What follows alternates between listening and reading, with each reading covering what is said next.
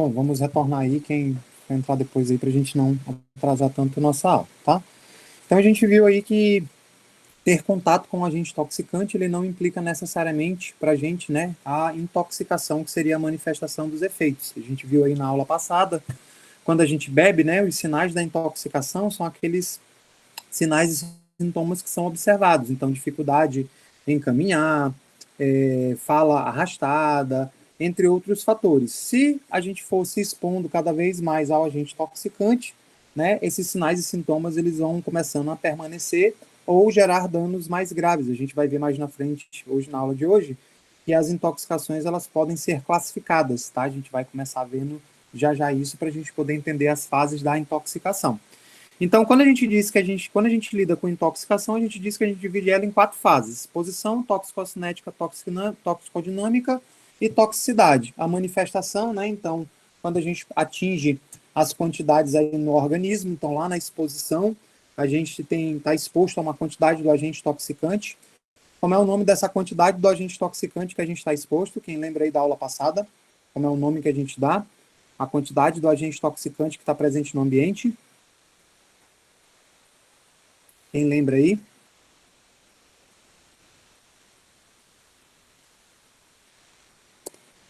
Alguém lembra, gente? Como é o nome? Como é que é o conceito que a gente dá aí para a quantidade do agente toxicante que está presente no ambiente? Tá? Então, quantidade do agente toxicante que a gente tem presente no ambiente, a gente chama de concentração. Tá? A gente não pode confundir a concentração com a dose, que a dose é a quantidade suficiente para gerar o efeito. Né? Então, quando a gente fala de dose, a gente está falando aí da quantidade que entrou no organismo. Então, para a gente não confundir aí a concentração com a dose, né? Toda vez que a gente estiver falando a quantidade suficiente para gerar um efeito, a gente fala de dose. Então, a dose ela vai estar lá na toxicocinética. E a quantidade que a gente está exposto, a gente chama de concentração, tá? Existem outros fatores que estão relacionados quando a gente fala aí nas fases da exposição e a gente vai ver mais na frente, tá? Então, a gente viu aí que o agente toxicante, ou xenobiótico, né, a substância química aí capaz de produzir um efeito através da interação com o organismo vivo. A toxicidade é a capacidade da substância química de produzir um efeito nocivo, né, após interação com o organismo, é o dano que ele causa no organismo, e os danos causados, eles são observados, o organismo ele manifesta através de sinais e sintomas, né, a intoxicação, tá, que são os sinais observados através do processo de toxicidade. Por exemplo, né, quando a gente se expõe a grande quantidade de álcool, né? Por exemplo, no caso dos alcoolistas, que são as pessoas que são adictas ou viciadas em etanol, tá? Com o tempo, a pessoa começa a apresentar o dano hepático, exatamente porque o etanol, né, ele tem toxicidade hepática, então ele interage com o nosso fígado, né, com o nosso sistema hepático e começa a causar danos. Então, com o tempo, dependendo da extensão desse dano, o paciente ele pode apresentar sinais da intoxicação pelo etanol, tá? Um dos sinais bem clássicos para os usuários crônicos aí é a icterícia, né, que é a parte amarelada aí que a gente tem dos olhos e da pele. Então, a intoxicação, né, o dano hepático seria a toxicidade. A icterícia seria o sinal da toxicidade, né, que é manifestado pelo organismo, que a gente chama de intoxicação. Então, a gente viu isso na nossa aula passada, tá?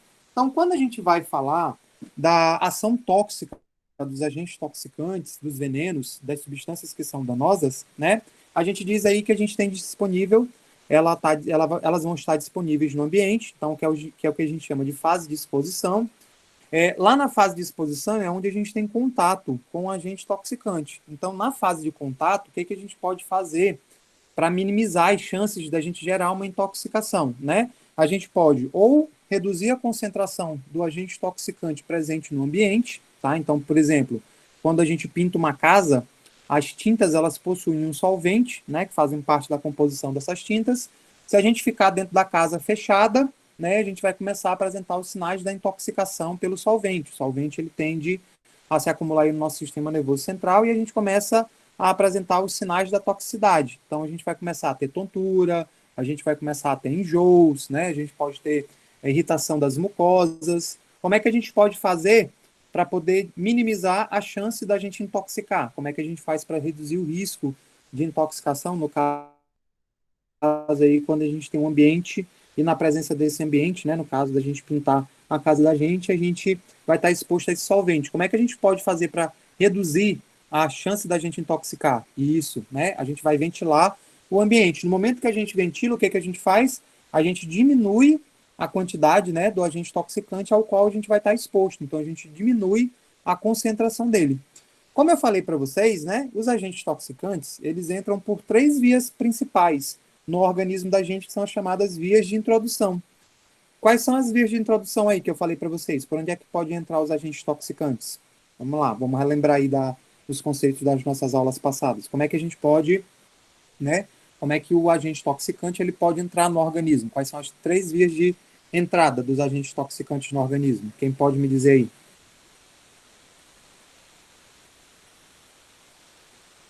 Oral, beleza. O que mais? Então pode, né? Ok, oral, pele, né? Dérmica, tá?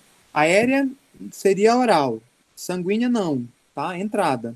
Então ele poderia entrar no organismo pela pele, ele poderia entrar no organismo por via oral, ou ele poderia entrar no organismo por via respiratória, né? Então são as três portas de entrada principal.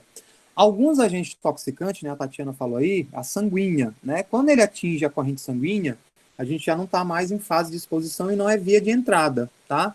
Então a gente já entra na fase de toxicocinética. Então, uma vez na corrente sanguínea, né, é semelhante ao que a gente tem na farmacologia, a gente já entra na fase de distribuição.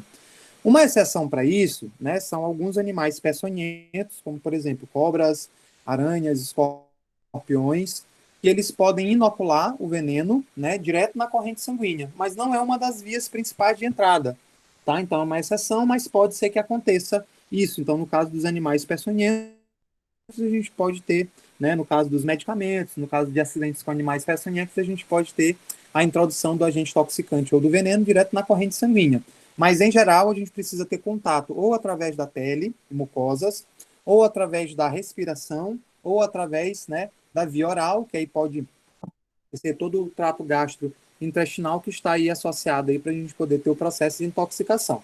Né? Então, a quantidade que a gente vai estar exposto não significa necessariamente que a gente vai gerar, né, a sintomatologia, né, que é o que a gente vai estudar na parte clínica das intoxicações. Então, a manifestação dos sinais e sintomas. Exatamente porque quando a gente está exposto, a gente tem que levar em consideração, né, algumas características que estão relacionadas tanto ao agente toxicante, tá?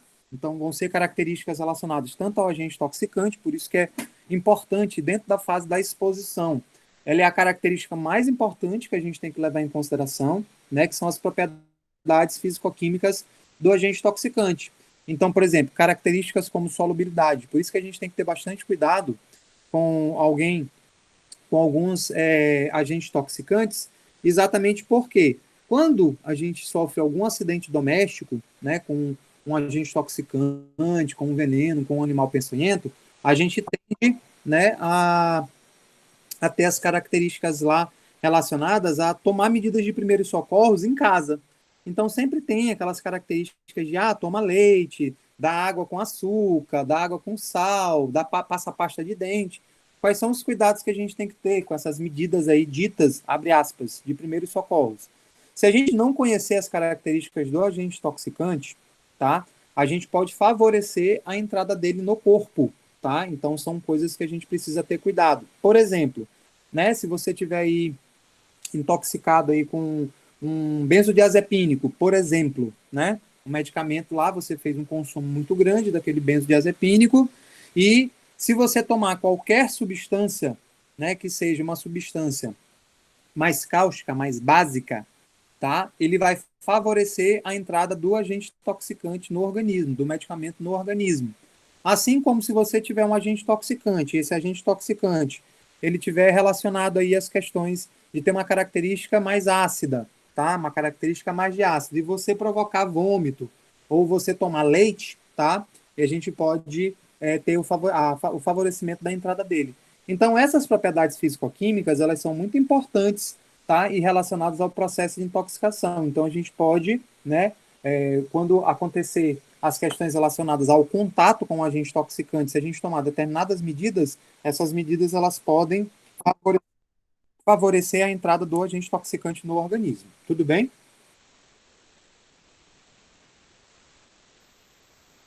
Até aqui, alguma dúvida?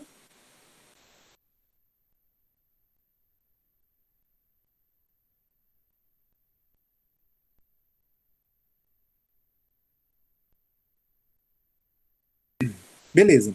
Uma outra coisa que a gente tem que levar em consideração aí, né, quando a gente vai falar da fase de exposição, são as questões relacionadas à suscetibilidade individual, tá? Mas como assim suscetibilidade individual, tá?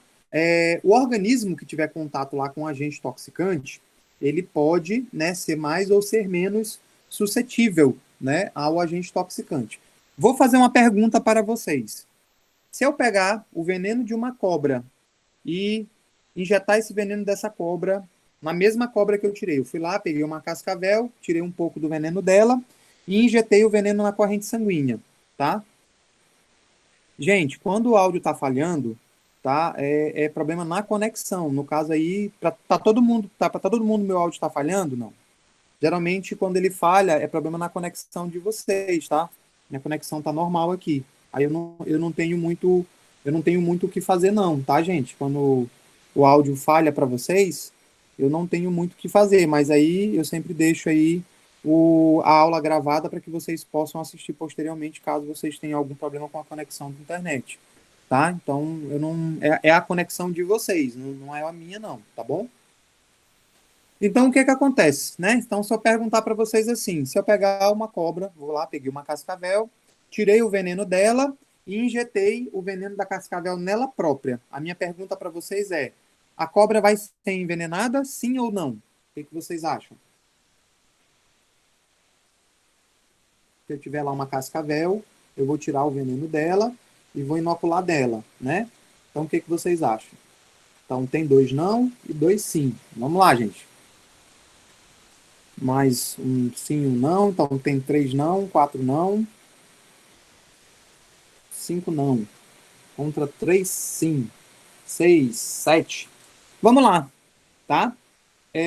Por que que a cascavel, né? Por que que a cascavel ela não vai, tá? Por que que ela não vai se envenenar com o próprio veneno? Quem acha aí, né? Vamos lá. Vou pegar aqui quem disse sim, quem disse não para vocês. Vou pedir para vocês abrirem o áudio de vocês para vocês me explicarem, tá bom? Então, vamos lá. É...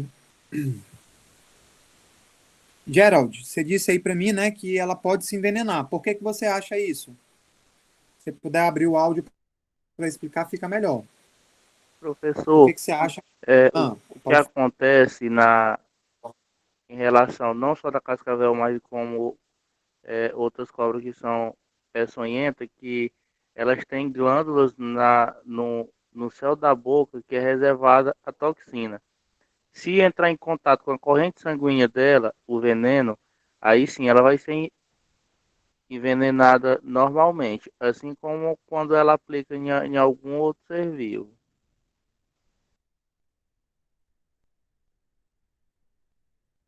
Beleza, então você está me dizendo que elas são suscetíveis ao próprio veneno. Ok. Deixa eu ver aqui. Irama, por que que você acha que a cobra ela não vai se envenenar? Se puder abrir o áudio aí, fica melhor para a gente poder escutar. Irama.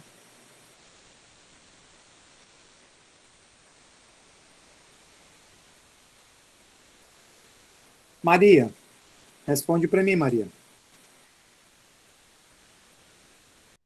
Professor, eu tô com vergonha. E professor? Eu acredito que é porque ela já é imune ao próprio veneno. Não seria, não? Ou estou errada? O que que seria imunidade para ti? Ah, professor. E aí, o que que seria imunidade para ti? Professor, no momento eu tô em imunidade. Vamos lá, né?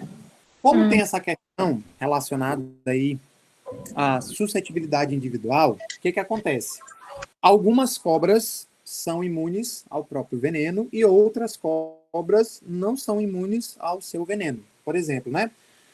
Se eu pegar o veneno de uma cascavel e inocular esse veneno na própria cascavel, ela não é imune ao próprio veneno, ela pode se envenenar, né? Tanto que o Geraldo, ele me disse aí, né, que ela tem uma proteção nas glândulas da boca exatamente para que ela não tenha contato com ela.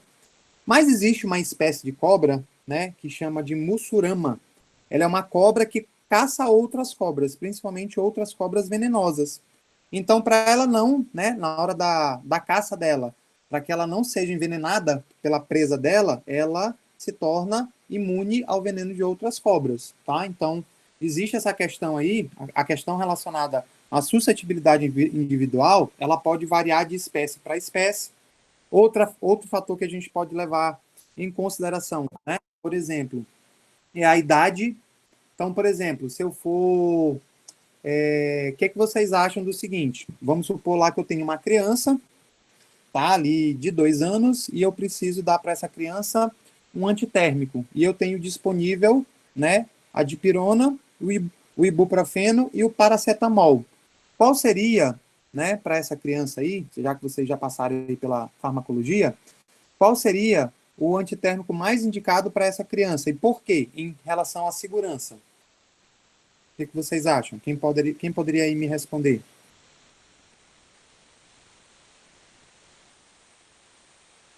O professor tem trauma de cobra, eu tô me arrepiando tudo com essa explicação.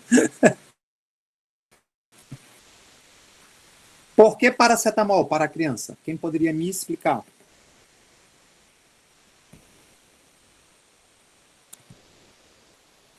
Alguém sabe me dizer por que é o paracetamol?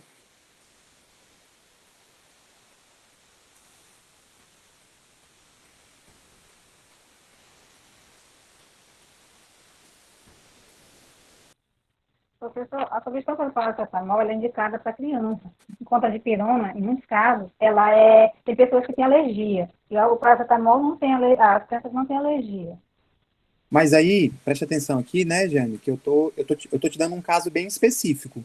Independente se eu for adulto ou criança, eu posso desenvolver o processo alérgico, né, com a dipirona. Mas a minha pergunta para vocês se eu tiver que dar um antitérmico infantil, tá? Então, se eu tiver que escolher entre o paracetamol, o ibuprofeno e o ácido acetil salicílico, qual seria o mais, perdão, e a dipirona, qual seria o mais indicado para crianças?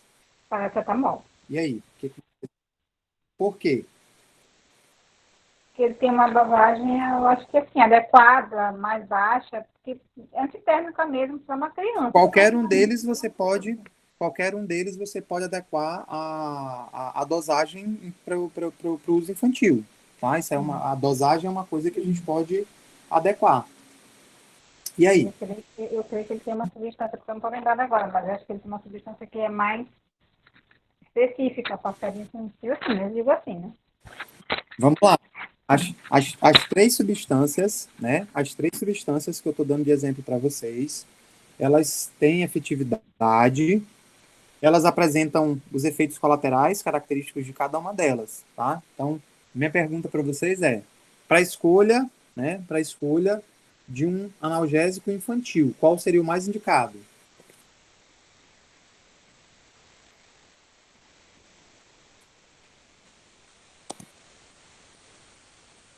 E aí? A Flávia diz assim, né? Porque apresenta menos processos alérgicos. Lembrando aí que eu falei para vocês como o processo alérgico ele independe da dose, tá? O processo alérgico ele independe da dose. E aí? Alguém saberia me responder? A Thaís disse assim, porque tem menos efeitos adversos. Todos eles, né?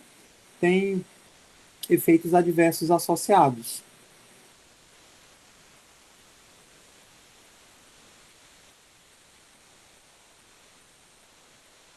Alguém saberia me dizer? O paracetamol é hepatotóxico. Vocês estão me dizendo aí, né, que o baixa toxicidade, né, mas o paracetamol ele é hepatotóxico. E agora?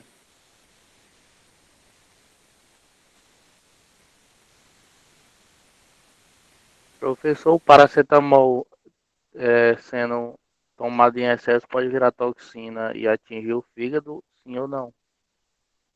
Independente da quantidade, ele sempre vai, né? Ele sempre vai atacar o fígado, tá? A gente não manifesta sinais de intoxicação porque a quantidade que a gente toma, ela não é suficiente para a gente poder manifestar intoxicação, tá? Qualquer substância ela pode se tornar um agente tóxico, tá? Então depende muito de como a quantidade que a gente utiliza. E aí, dipirona ataca células de defesa. Essa reação aí, que chama agranulocitose, ela é uma reação raríssima.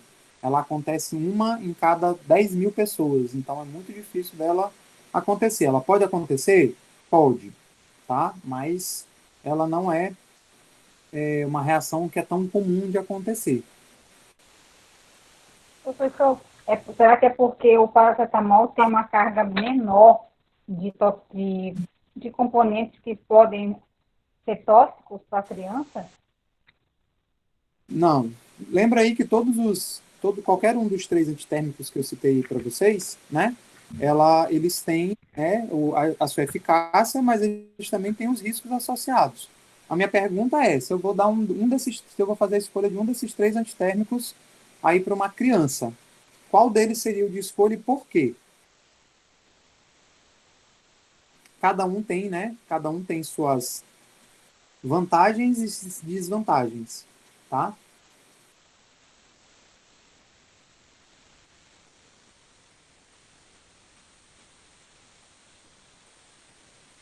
Alguém saberia me dizer? Ou todo mundo aí está na dúvida?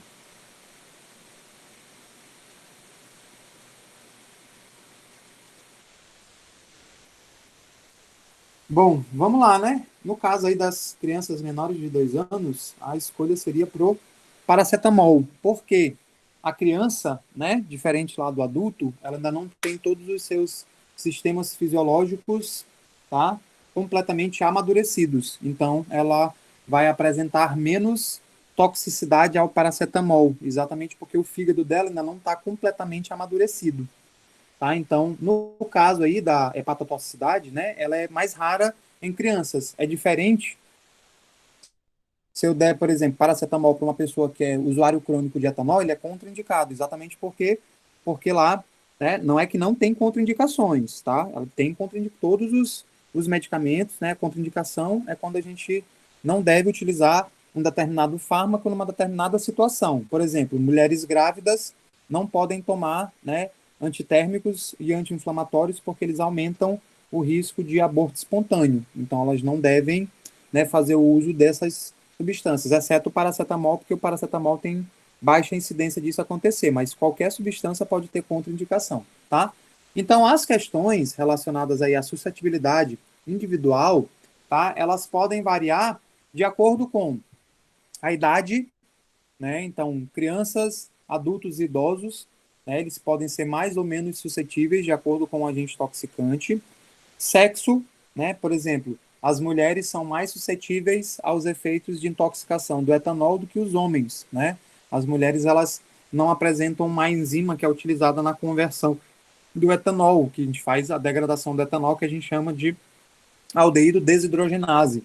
Então, elas permanecem com uma carga de etanol mais alta por mais tempo e isso pode favorecer o aparecimento das intoxicações em relação aos homens, tá?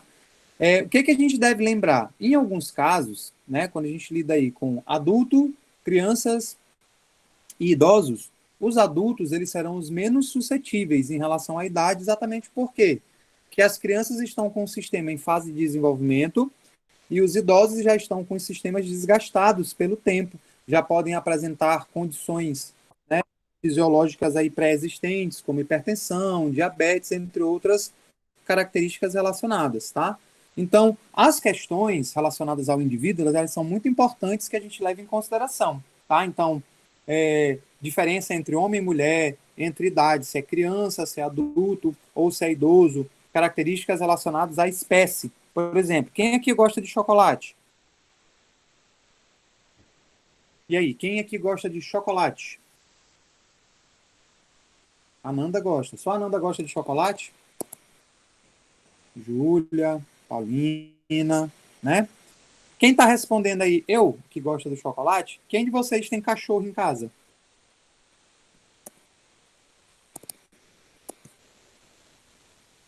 Vocês já deram chocolate pro cachorro de vocês?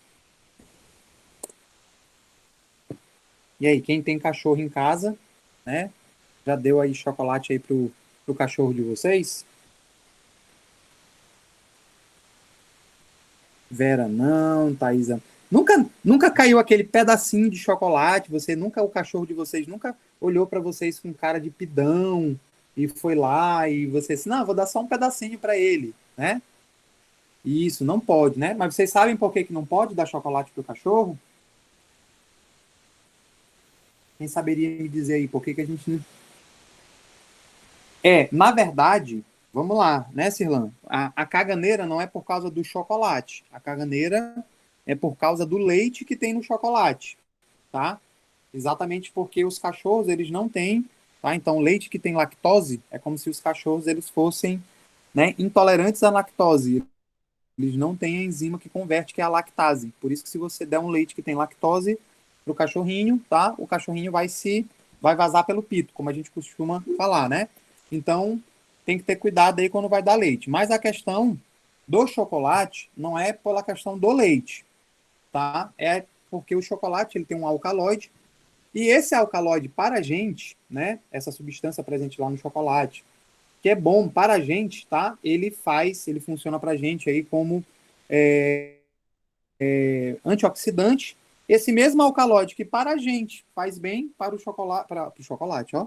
Para o cachorro, ele é um agente tóxico. Então, vocês estão vendo aí, né? Que a mesma substância para uma espécie faz bem e para outra espécie faz mal, tá? Então, por isso que a gente tem que ter cuidado aí, tá? Que essa substância, ela gera, principalmente aí nos chocolates mais amargos, os chocolates com um teor maior de cacau, né? Essa substância, esse alcaloide, ele ataca o sistema nervoso dos cachorros. Então, eles são umas substâncias, né, que causam danos ao sistema nervoso dos doguinhos. Então, por isso que a gente não pode dar chocolate, tá? Não é nem só pela questão do leite, é porque essa substância, ela causa dano. Perguntinha. Se essa substância causa dano no sistema nervoso central, como é que eu poderia classificar ela? Lembrei para mim aí. É uma substância, né? O chocolate, ele tem um alcaloide e esse alcaloide causa dano no sistema nervoso central dos doguinhos. Como é que eu poderia classificar esse agente toxicante? Ele seria classificado quanto ao local de ação. Como é que seria a classificação dele? Quem saberia me dizer? Eu falei na aula passada. Alguém saberia me dizer? Ó, ele causa dano no sistema nervoso central. Então, como é que eu diria que seria a classificação desse agente toxicante, desse agente tóxico?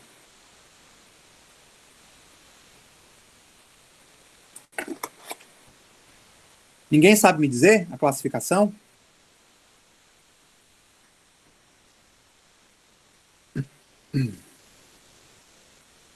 Falei isso na aula passada para vocês. Vou voltar aqui para vocês relembrarem, né? Então, por exemplo, a gente pode classificar aí os agentes toxicantes, né? Eles podem ser classificados, né? Isso, né? Neurotóxico, né, Ananda? Tá? Então, eles podem ser classificados quanto origem, né? Então, de onde eles vêm? Ele vem da natureza, então ele é um agente toxicante natural. Aí ele pode ter origem mineral, chumbo, ele pode ter de origem vegetal, o corari que tem lá nas plantas na Amazônia, ou eles podem ter de origem animal, né? O veneno das cobras. Ou eles podem ser sintéticos, né? Feitos pelo homem. Os plásticos, os pesticidas, os agrotóxicos, tá? São alguns fármacos. E eles podem ser classificados, né, aonde ele age, né? Então, órgão ou sistema. Então, como ele causa dano no sistema nervoso central, ó, legal, questão de... Tá? Se ele age no sistema nervoso central, então a gente diz que ele é neurotóxico, tá? Então, a gente pode aí classificar o nosso agente toxicante de acordo com a toxicidade dele, tá? De acordo com o local onde ele faz o seu efeito, tá bom?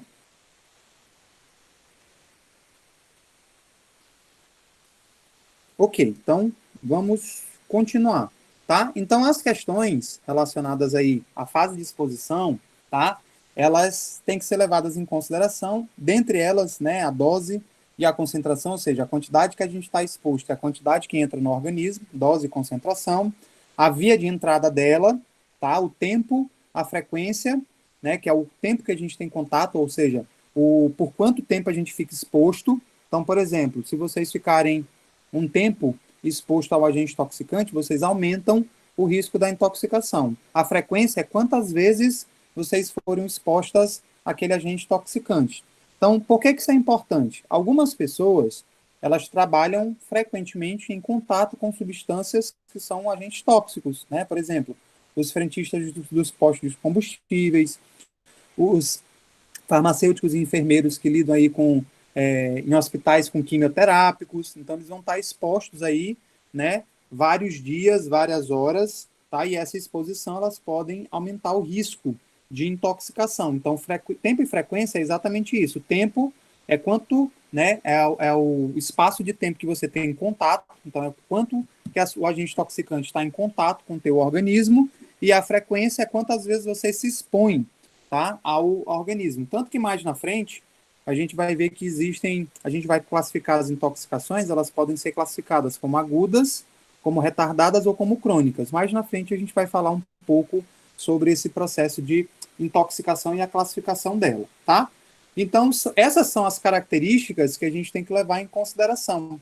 Então, dentro das questões relacionadas à fase de exposição, o que a gente tem que tomar cuidado, né? Qual é a característica mais importante que a gente tem que levar em consideração quando a gente estiver lidando, principalmente quando a gente estiver vendo a parte de primeiros socorros, tá? Então, para a gente poder minimizar as chances da gente intoxicar, o que a gente pode fazer na intoxicação?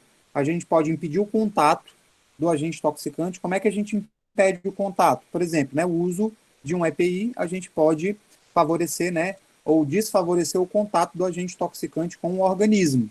A gente pode diminuir a concentração do agente intoxicante no ambiente, tá? Então, por exemplo, se eu tenho um solvente, tá? Então, eu até dei o exemplo para vocês quando a gente faz a farinha, né? Os índios, eles fazem a farinha lá no interior, eles não fazem a farinha no lugar fechado, tá? Quando eles vão fazer o cozimento da mandioca, ela libera um gás que chama gás cianídrico e esse gás é tóxico. Então, ele pode se acumular no ambiente. Então, como é que eles fazem para minimizar a chance deles intoxicarem? Eles cozinham a mandioca no ambiente aberto. Então, acaba que a concentração do agente intoxicante se torna menor, tá? Então, essas são as características que a gente tem que levar em consideração quando a gente fala na nossa fase de exposição.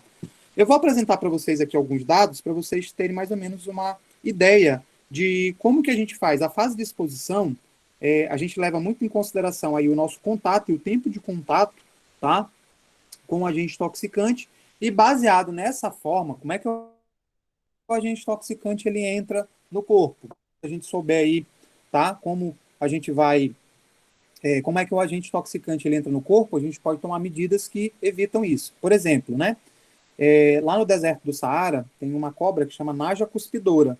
Ela não tem os dentes, ela não tem as presas, né, para poder fazer a inoculação do veneno. E como é que a Naja ela consegue caçar suas presas, né? Como diz o nome dela, chama Naja cuspidora. Deixa eu ver se eu encontro uma foto aqui para mostrar para vocês, tá? Foto não, pelo amor de Deus. Menino. Já deu até um susto. Eu espero dormir hoje à noite. Te prepara aí, te prepara aí. Eu Que vou fechar meus olhos. fecha aí que eu vou te dizer, na hora que eu vou mostrar, eu vou dizer assim para ti, né? Fecha os olhos, tá? Ó, ela é bem bonitinha, né? Vou mostrar aqui para vocês a foto. Por exemplo, tem um carinha aqui. Ó, quem tiver medo de cobra aí, fecha os olhos que eu vou mostrar a cobra agora, tá? Ficou até feio, né? Quer dizer que eu vou mostrar a cobra. Então, por exemplo, né? A gente tem essa cobra aqui, ó. Chama de Naja cuspideira. Ela é encontrada lá no Moçambique. Ela não tem as presas, tá? Então, essa cobrinha aí, ela não tem as presas, tá? E como é que ela caça o... Tá? Vou mostrar aqui para vocês, né? Como é que ela caça. Aqui para vocês, como é bem legal. Vou passar esse vídeo rapidinho, tá?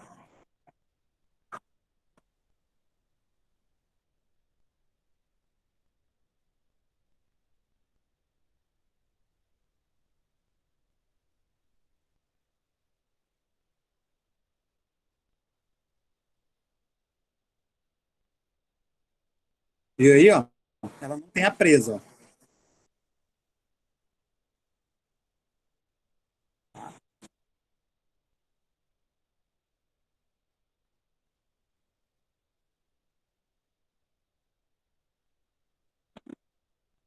Aí o que que ela faz, né? Como é que ela faz para atacar a presa dela?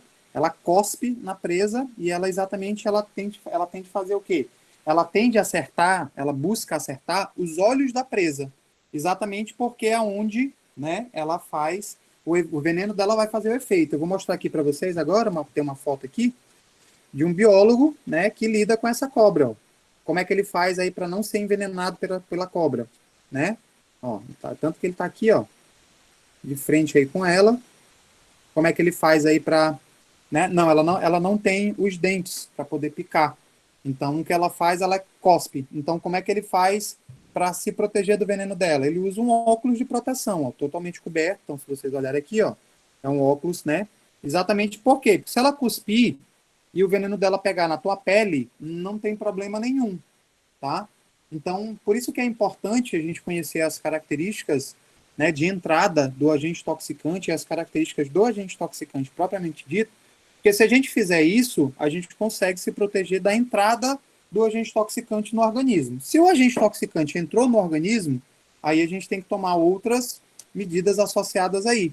Então, a via de introdução, ela pode fazer muita diferença, né, na chance da gente intoxicar, que é o risco. Então, vamos lá, né? Vou dar alguns exemplos aqui de alguns agentes toxicantes e mostrar para vocês que isso faz uma pequena, grande diferença. Então, por exemplo, tem o DDT, né, que é um tipo aí de agente toxicante que a gente tinha aí muito presente aí nos inseticidas, tá? Tanto que o DDT ele foi proibido.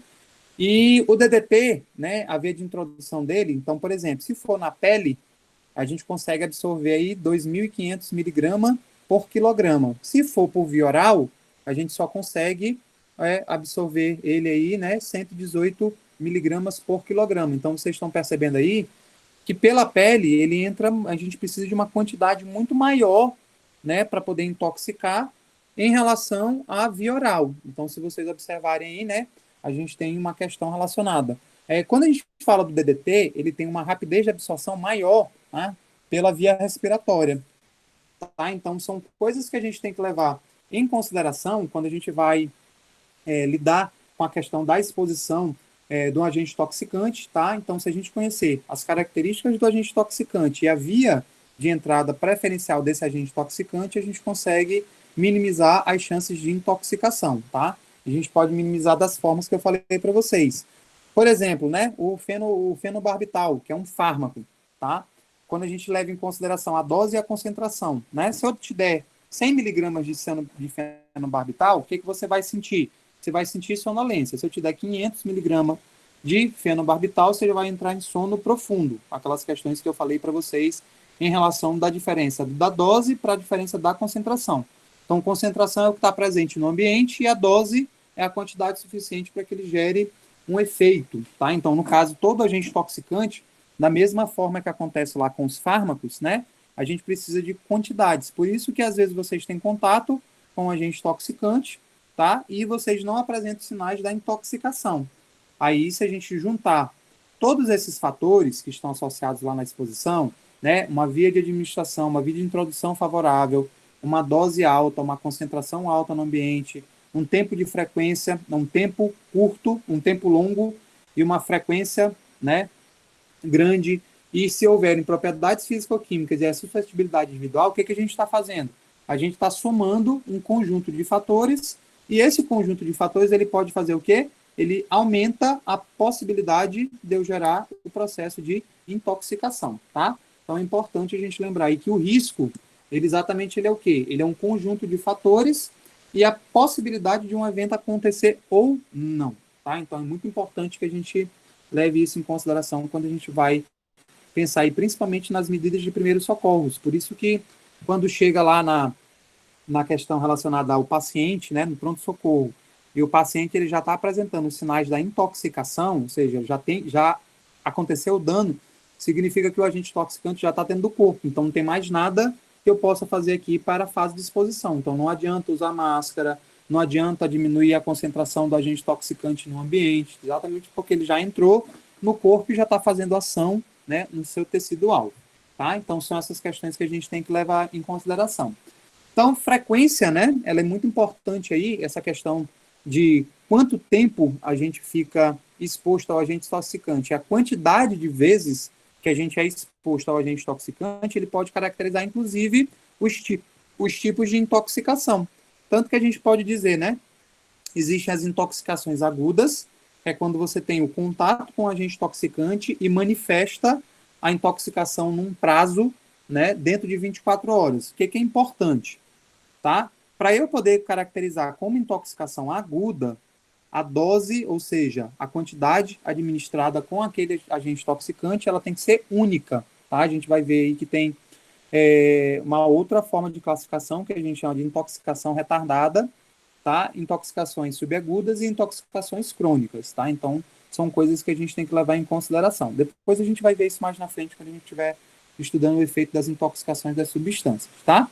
Então, a gente pode classificar o tempo e a frequência. Então, tempo é o quanto você fica em contato com o agente intoxicante e a frequência é a quantidade de vezes que você foi exposto ao agente intoxicante. Por isso que quando a gente trabalha aí, eu falei para vocês, a parte da toxicologia ocupacional, ou seja, quando o ambiente da gente, a gente tem contato com agentes toxicantes, é importante que a gente faça os usos dos EPIs, tá? E as questões relacionadas, tá, à minimização da chance de ter o contato com o agente toxicante. Dose e concentração, eu falei na aula passada, mas eu vou repetir. Concentração é a quantidade que o agente toxicante está no ambiente, é quanto você está exposto a ele, ou seja, quanto que ele está no ambiente. E a dose, ela é a quantidade que ele precisa entrar no corpo para que você tenha, né, o processo de intoxicação. Deixa eu ver se eu acho que eu tenho um slide aqui. Deixa eu ver se eu tenho esse aqui. Não, eu tenho aqui outra apresentação. Só um minutinho aqui. Eu vou parar aqui a apresentação que eu vou abrir outro slide aqui para vocês verem. Só um minuto. Para poder ficar... Deixa eu ver se eu tenho aqui outro. Se vocês quiserem perguntar alguma coisa, fiquem à vontade, tá? Só para eu procurar isso aqui.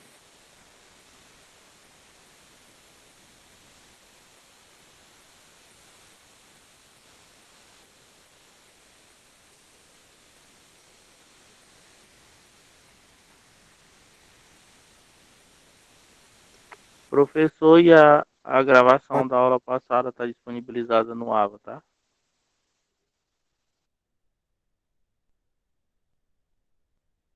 Está disponível tanto no AVA quanto no sala de aula. Eu já disponibilizei para vocês lá.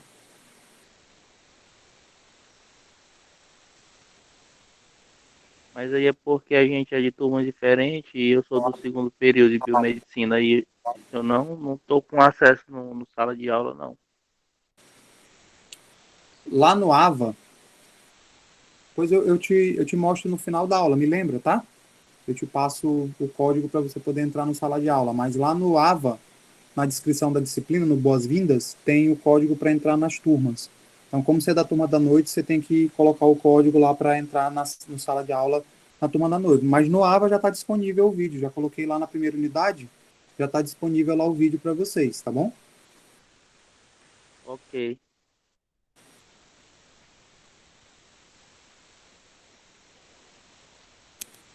Deixa eu ver se eu encontro isso aqui para mostrar para vocês.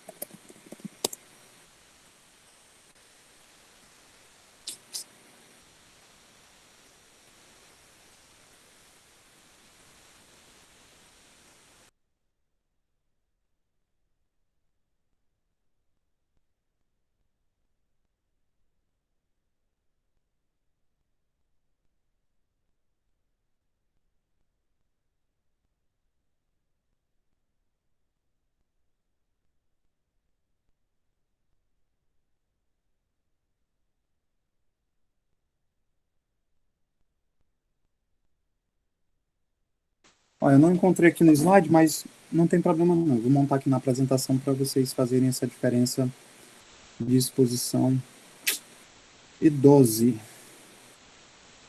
Cadê meu slide? Tá aqui. Seria mais ou menos assim.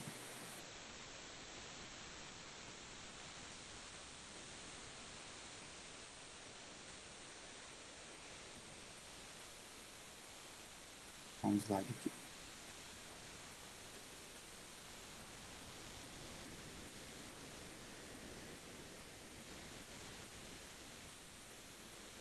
Seria mais ou menos assim, né? Concentração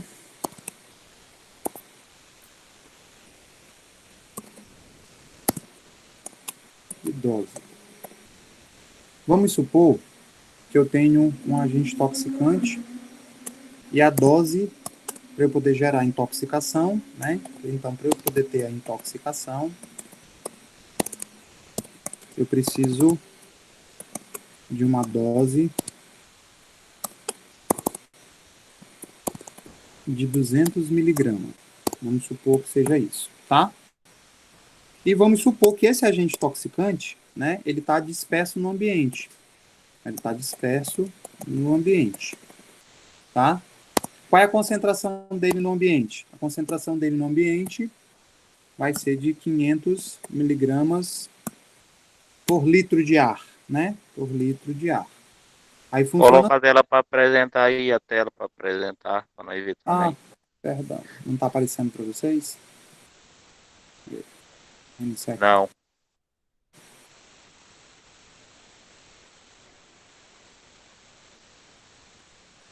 Ver se vai aparecer agora aí.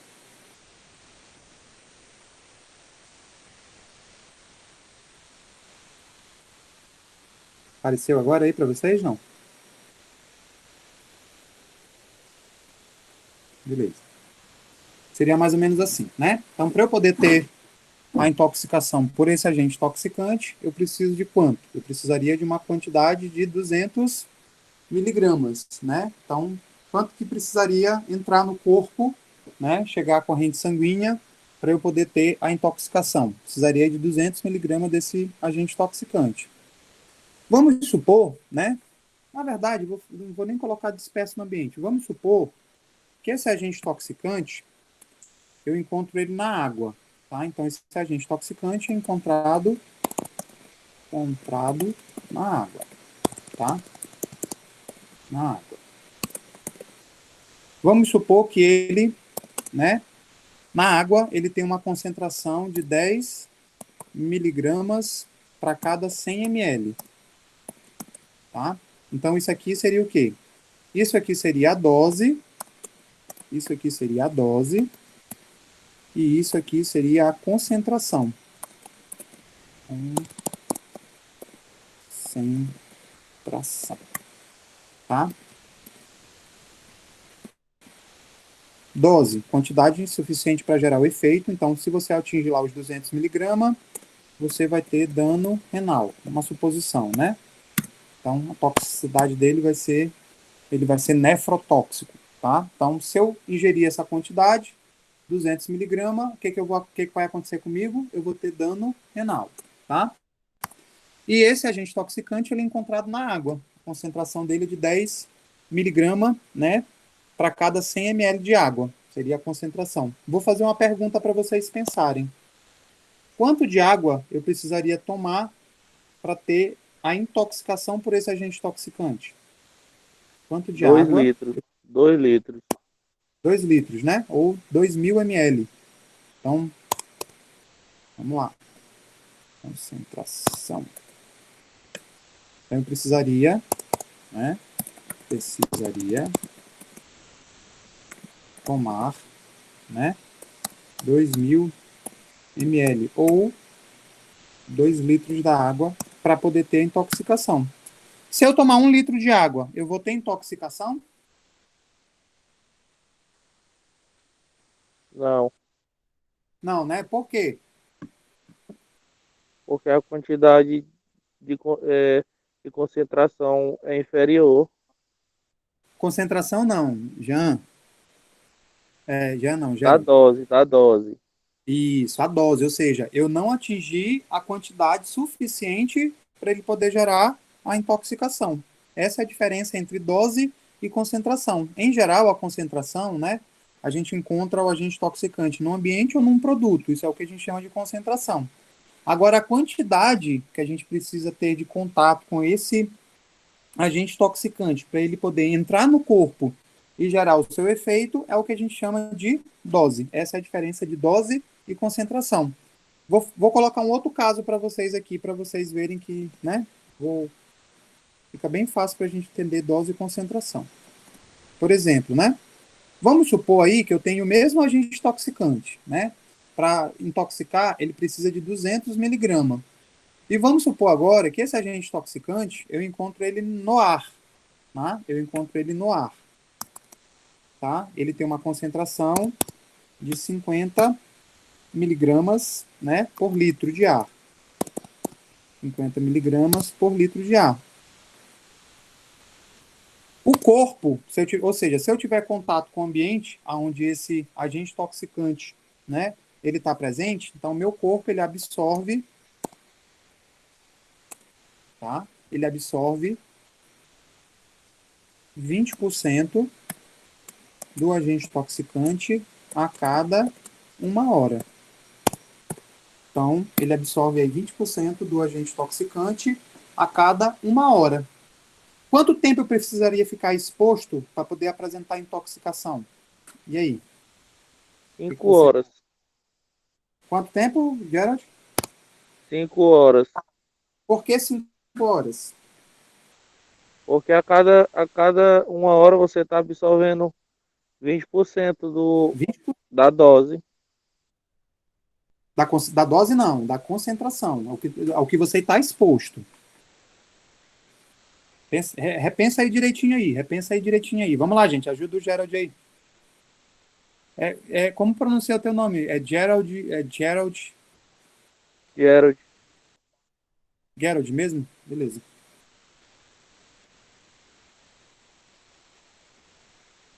E aí, gente? Quanto tempo eu precisaria ficar exposto, né? Quanto tempo eu precisaria ficar exposto para poder apresentar a intoxicação por esse agente toxicante? Questão de prova aí, ó. Questão de prova. Pensa aí comigo aí. Vou dar aí 3 minutinhos, são 9h27, tá? Eu vou dar aí 3 minutinhos para vocês pensarem e responderem essa questão para mim. Quando for 9h30, eu vou pedir para vocês o resultado. Vamos lá, isso é uma questão de prova que pode cair na prova de vocês. Vamos lá exercitar.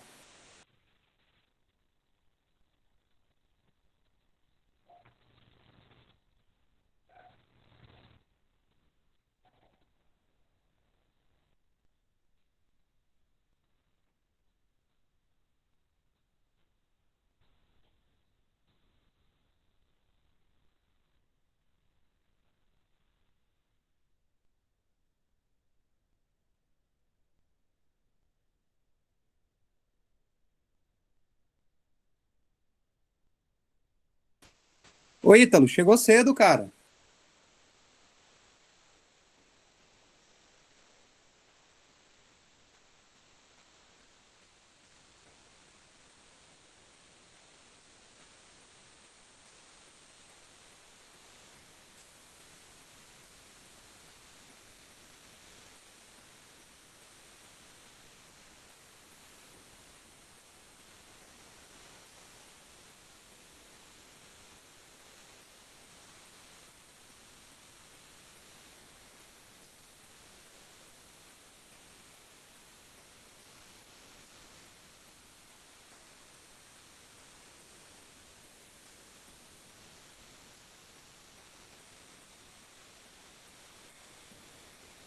Professor, Oi.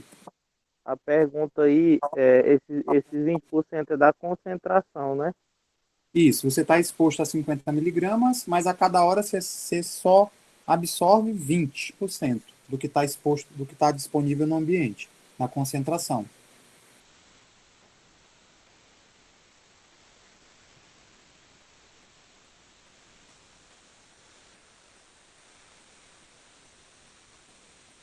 Então, no caso, professor, para atingir a dose da intoxicação, será 40 horas.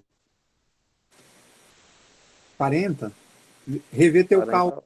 Rever o cálculo aí. Mas tá no caminho. Só não. É, ó, Mas 20% de 50 miligramas aí por litro de ar vai Aham. dar 10. Vai dar 10. 10. Isso, ou seja, a cada hora tu absorve quanto? A cada hora absorve 10 miligramas. Isso. Tu precisa absorver quanto para poder ter o efeito? Do 50. Não, para ter o efeito. A intoxicação ela acontece só quando tu atinge 200 miligramas. Pois é, quando atinge os 200. Isso, tá? Então, Aí se tu para atingir os absorve 200, para atingir os 200, absorvendo 20% a cada hora, para atingir os 200, vai dar 40 horas, professor. 40, não. Ô, Rever o cálculo. É assim, ó.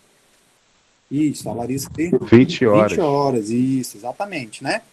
Então, ó, quando eu estou exposto, quanto que eu absorvo dele, né? 20% de 50 tá miligramas, certo, tá? tá certinho. Dá 20 quanto? horas, 10 20 horas. miligramas. Isso, 10 miligramas. Só que eu preciso atingir quanto? Eu preciso, esse 10 miligramas, eu absorvo ele a cada 1 hora. Tá? Isso. Então, se eu preciso atingir 200 miligramas, que é a dose, ou seja, se eu tiver 10 miligramas, tem efeito? Não tem, né? Não atingi a dose. Se eu tiver 20, tem efeito? Não, porque eu não atingi a dose. E assim sucessivamente, né? 30, 40. Mas no momento que eu ficar exposto Até por 200. 20 horas, eu vou, ao final dessas 20 horas, eu vou absorver quanto? Né? No total, a cada hora eu absorvo 10, então no total de 20 horas eu vou absorver quanto? 200 miligramas. Esse 200 miligramas, isso, eu vou apresentar o dano renal. Significa que essa quantidade, para eu poder gerar o dano, é o que eu chamo de dose, tá? Então essa que é a diferença entre dose e concentração. Concentração é quanto do agente toxicante que você encontra ele num produto, né? Ele pode estar lá disponível no produto ou no ambiente, na água, no ar, tá? E por isso que é importante esse conceito que eu dei para vocês de frequência na exposição, né? Então, essa questão relacionada à frequência e o tempo, elas vão dizer. Então, por exemplo, se eu ficar lá no ambiente por 10 horas, eu vou intoxicar? Nesse caso Não. aqui que eu estou para vocês. Não, né? Exatamente E, porque... professor, mas aí no caso tem que ser às 20 horas sem interrupção, Contato frequente. né? Isso, contato frequente. Tá? O contato, o tempo necessário seriam 20 horas, tá?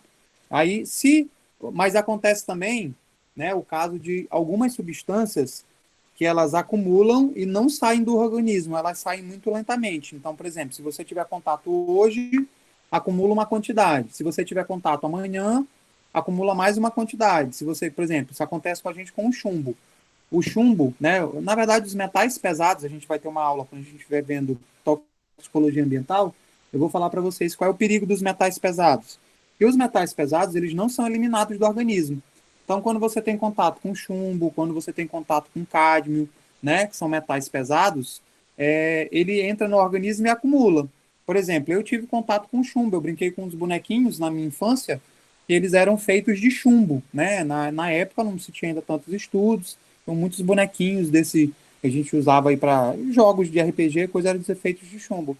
Então eu tenho uma quantidade de chumbo acumulada no meu corpo. Por que eu não intoxiquei? Eu não atingi a dose necessária para que o chumbo começasse a causar dano no meu organismo. Então essa que é a diferença entre dose e concentração. Beleza? Ok, gente? Ok. Tá? Então, ó, frequência é quantas vezes você fica exposto ao agente toxicante. Tempo é o intervalo, né, que você teve contato com o agente toxicante. Por isso que quem é funcionário das áreas da Vale faz exame constantemente, toxicológico. Sim, né, porque lá na área da Vale da Alumar tem minério que ele fica suspenso no ambiente. Então, por isso que quando você vai entrar determinadas áreas lá de produção da Vale ou determinadas áreas de produção da Alumar, só pode entrar com óculos de segurança, só pode entrar de máscara e tem que fazer o monitoramento, tá? Exatamente porque você está exposto, né? Está tendo contato, por mais que você tome as medidas necessárias aí para minimizar a chance da intoxicação, mas é necessário fazer o monitoramento, né? Porque senão o funcionário ele pode, com o tempo, acumular uma quantidade do agente intoxicante, está presente lá no ambiente de trabalho, e, consequentemente, ele pode começar a manifestar os efeitos da intoxicação. Isso vale também, por exemplo, para funcionários que trabalham com quimioterápicos, né? Então, por exemplo, o farmacêutico, o enfermeiro, né? Os técnicos lá que trabalham com a manipulação de produtos quimioterápicos, eles não podem ficar por longas jornadas de trabalho. Então, por exemplo, né? Se eu for trabalhar com quimioterápicos, eu não posso trabalhar 8 horas seguidas, tá? Exatamente, eu tenho que fazer o quê? Eu tenho que trabalhar 2 horas, dar um intervalo, aí trabalha mais 2 horas, aí dá outro intervalo, e pode ficar no máximo 6 horas em contato com o quimioterápico. A mesma coisa lá acontece com outras substâncias, exatamente porque se eu ficar um tempo muito longo, o que vai acontecer? Né? Eu vou ter uma exposição, e essa exposição pode fazer com que eu absorva uma dose capaz de me intoxicar. Isso, Paulina, a mesma coisa. Os técnicos de radiologia, a mesma coisa. Mas aí, no caso, né, como a radiologia ela é uma fonte física, ela não seria para a gente uma intoxicação, mas a analogia seria a mesma coisa.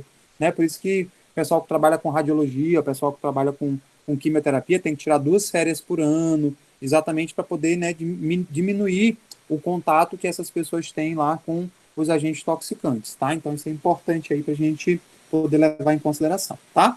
Então, na fase de exposição, a gente tem que levar em consideração via de introdução, dose e concentração, ou seja, quanto que a gente está exposto no ambiente e quanto disso que está exposto no ambiente ou no produto a gente absorve e entra no corpo da gente. Se a gente atingir a quantidade suficiente, a gente vai intoxicar, tá? Por isso que a gente classifica aí as intoxicações, elas podem ser agudas, elas podem ser crônicas, elas podem ser subagudas, elas podem ser retardadas. Mais na frente, quando a gente estiver falando de intoxicação, eu vou falar disso para vocês, tá?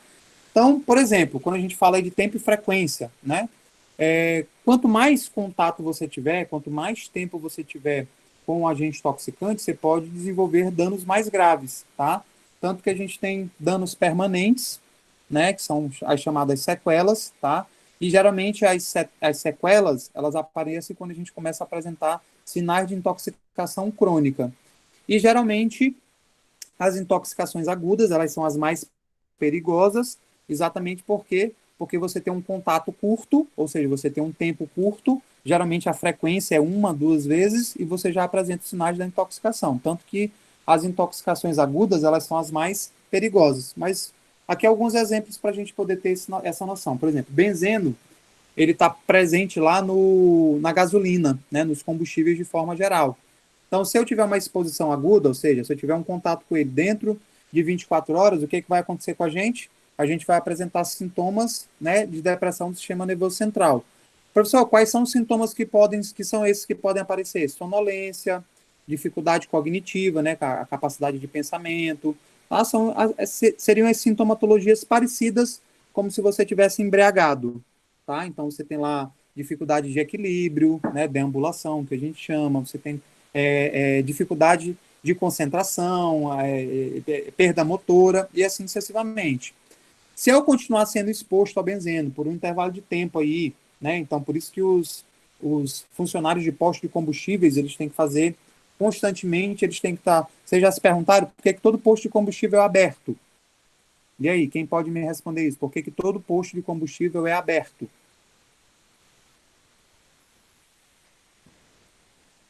E aí, crianças, por que todo posto de combustível é aberto?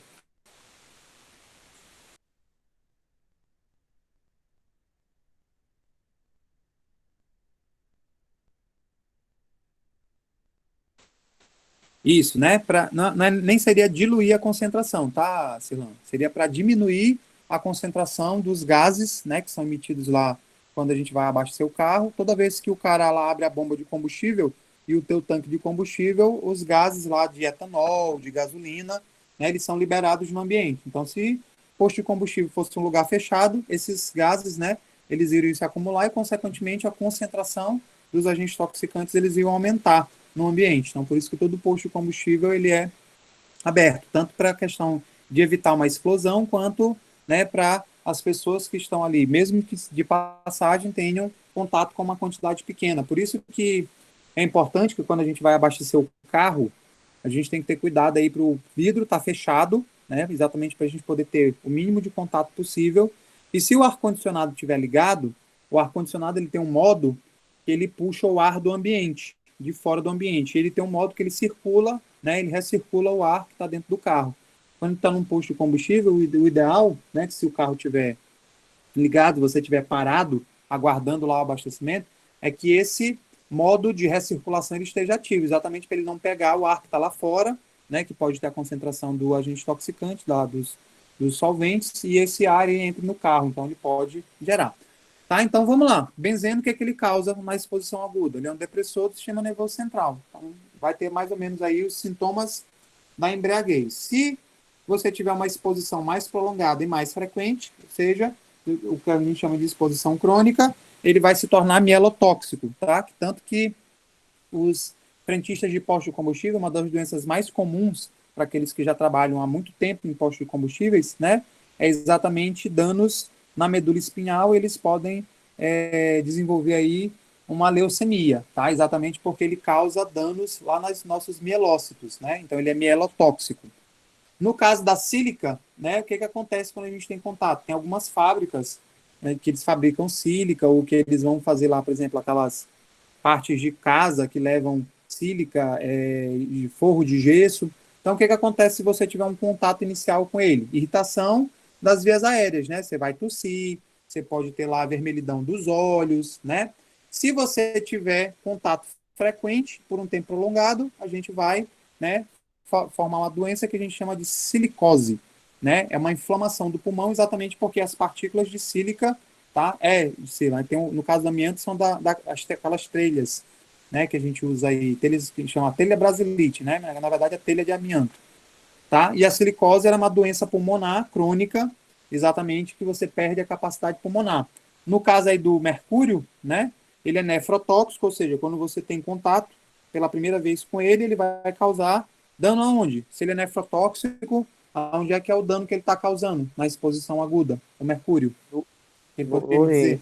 No rim, nos néfros. Isso, exatamente. E se eu tiver uma exposição crônica ao mercúrio, ele vai se tornar o quê? Neurotóxico. Significa que ele vai causar dano aonde? Se ele é Sistema neurotóxico, nervoso central. Isso, lá no nosso sistema nervoso central, tá? Então, é importante a gente levar em consideração isso, tá? Então, quando a gente fala das questões relacionadas à fase de exposição, uma das principais coisas que a gente precisa saber aí, até para que a gente possa saber como deve intervir, são as propriedades físico-químicas, e essas propriedades físico-químicas do agente toxicante, elas vão interferir diretamente lá na fase da toxicocinética, ou seja, como é que ele vai ser distribuído, como é que ele vai interagir com o receptor da célula, do tecido-alvo, então como ele vai causar o dano. Por isso que lá na fase de exposição, se a gente fosse elencar, né, dentro das características que a gente leva, via de introdução, dose, concentração, tempo, frequência, propriedades físico-químicas e suscetibilidade individual, tá? A propriedade mais importante que a gente tem que levar em consideração na fase de exposição são as propriedades do agente toxicante. Por isso que os produtos, né, principalmente aí produtos de limpeza, saneantes, produtos inseticidas, né, cosméticos, eles vêm com medidas de primeiros socorros. Não sei se vocês já tiveram curiosidade, vou pegar um rótulo aqui para mostrar para vocês. Rótulo.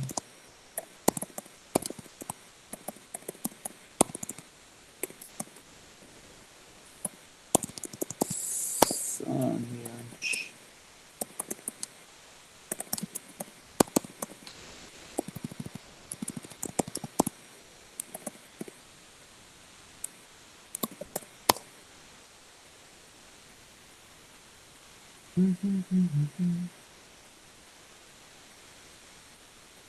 Vou mostrar aqui para vocês.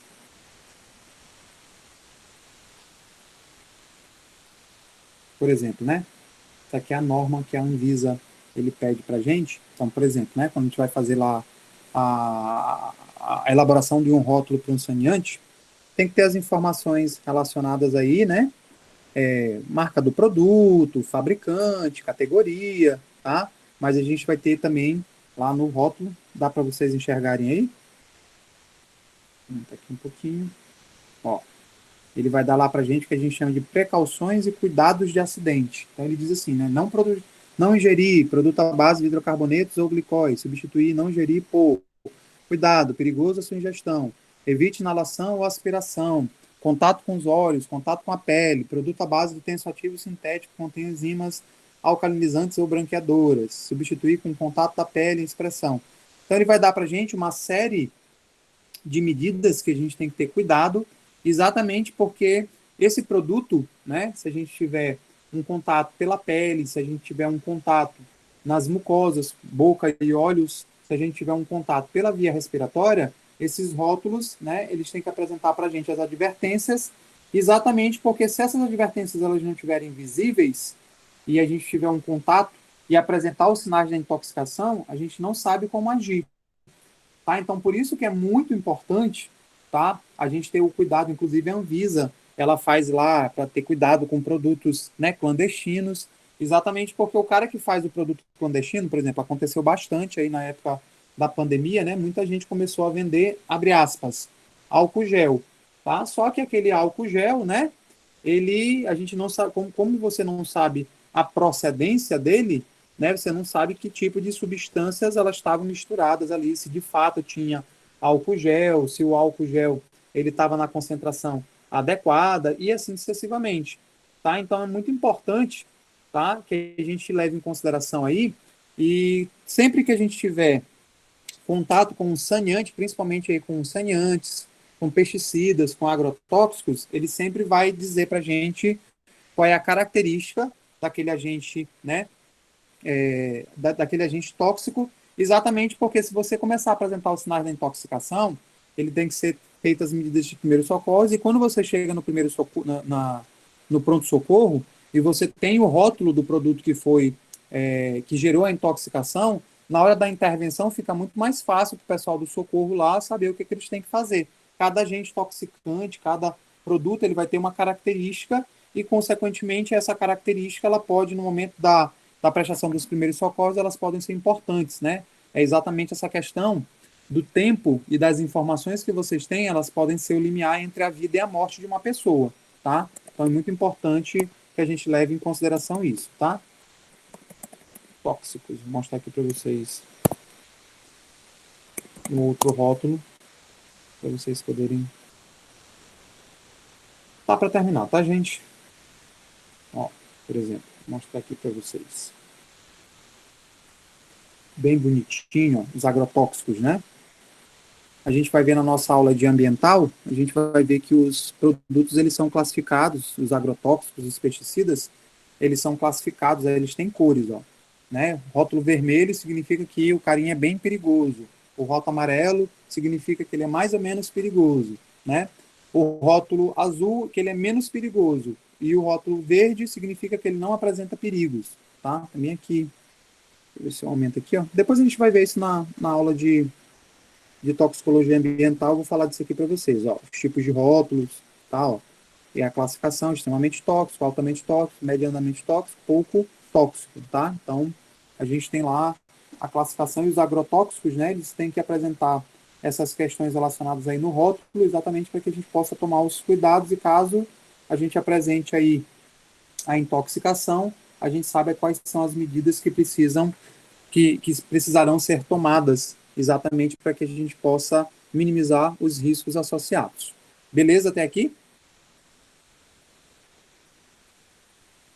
Tudo bem, gente? Vocês estão me escutando ou vocês já dormiram? Tá? Então, as questões relacionadas aí, né? Tá terminando, Larissa? As questões relacionadas aí à exposição, então, as propriedades físico-químicas, elas podem interferir diretamente lá na próxima fase que a gente vai ver na próxima aula, que é a toxicocinética. Então, quais são essas características que a gente pode aí tem que levar em consideração? Solubilidade, né? Então, por exemplo, o chumbo, ele tem uma alta absorção na pele, enquanto que o acetato de chumbo, né? Ambos são derivados de chumbo, né? Então, chumbo tetraetila, alta absorção pela pele. O acetato de chumbo já tem baixa absorção pela pele. Então, estão vendo aí, né, que o metal ele pode estar na forma aí de um sal, que é o caso do acetato de chumbo, ou ele pode estar na forma de um solvente, que é o tetra, né, etila de chumbo. Então, cada um deles, né, apesar de na composição ter o chumbo, eles apresentam taxa de absorção diferente, tá? No caso ali, os produtos que são hidrossolúveis, eles são muito bem absorvidos pela via aérea superior, visto que o pulmão da gente, né, ele é cheio de líquido exatamente para que a gente possa fazer as nossas trocas gasosas, tá? Quando ele é lipossolúvel, então as mucosas, e quando ele é lipossolúvel, ele é bem absorvido pelo nosso pulmão. O tamanho da partícula, né, faz muita diferença, então se as partículas forem muito pequenas, elas conseguem atravessar as membranas, né, elas conseguem atravessar as barreiras com mais facilidade, a pressão do vapor, ou seja, a capacidade dele se volatilizar, a suscetibilidade individual, né, então se ele é hiporreativo ou hiperreativo, então tudo isso a gente tem que levar em consideração quando a gente faz quando a gente vai avaliar as características físico-químicas aí do nosso agente toxicante. Na próxima aula, a gente vai ver as relacionadas aos efeitos tóxicos. Pode falar, Gerald.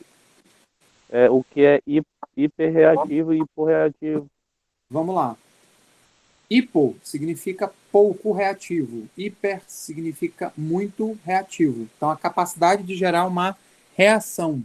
Tá? Então, tem produtos que eles podem, por exemplo, o que é que pega fogo mais fácil? Água ou álcool? Álcool. O álcool, né? Então, se eu fosse fazer uma analogia, eu poderia dizer para ti que em termos de inflamabilidade, a água ela seria hiporreativa e o álcool ele seria hiperreativo, tá? Entendi. Então, essa suscetibilidade individual aqui é do agente toxicante, tá? Não é nossa. É diferente ali do que eu mostrei para vocês, né? Do indivíduo. Aqui, como eu falei, né? Sexo, idade. Quando aqui que eu estou falando para vocês, suscetibilidade individual, eu estou falando em relação ao agente toxicante, né? As suas propriedades físico-químicas. Beleza? Beleza. Vou fazer aqui a chamada de vocês, tá? Aí vocês me dão um oi aí no. Vou chamar aqui primeiro o povo da farmácia, que já está aberto. Então, só um minuto aí para eu poder fazer a chamada de vocês, tá? Se atentem aí, tá, crianças? Antes de eu chamar o nome de vocês aqui, deixa eu parar logo a gravação. Vou fazer a chamada. Quem vai ouvir depois não precisa.